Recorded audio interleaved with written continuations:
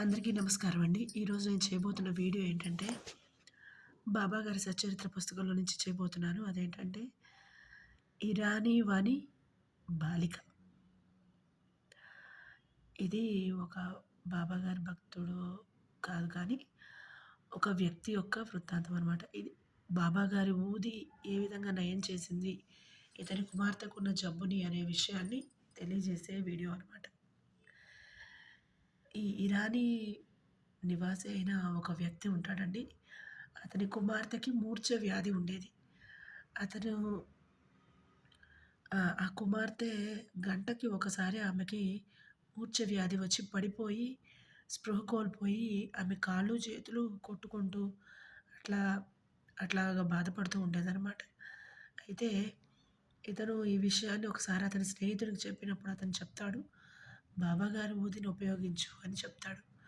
అలా చెప్పడం వల్ల ఏం జరుగుతుందంటే, అతను చెప్పినట్టే ఈ స్నేహితుడు చేస్తాడనమాట. విల్లే పార్లే అనే ప్రదేశంలో ఈ కాకా సాహెబ్ దీక్షితులు గారి దగ్గర ఆ ఊది ఉంటుంది. అయితే ఇతను ఆ స్నేహితుడు చెప్తాడనమాట. "వెళ్ళి ఆయన దగ్గరున్న ఊది తీసుకొనిరా. దాని ద్వారాగా నమ్మకం ఉంచి ఆ ఊదినే మందుగా వాడి ఈ వ్యాధిని నయం చేసుకో" అని చెప్తాడనమాట.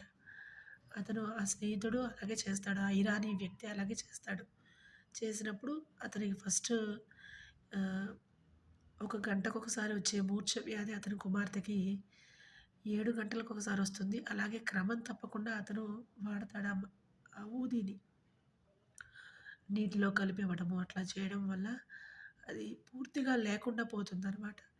ఇది బాబా గారి ఊది మహిమలోని ఇదొక ఇదొక అనుభవం అనమాట.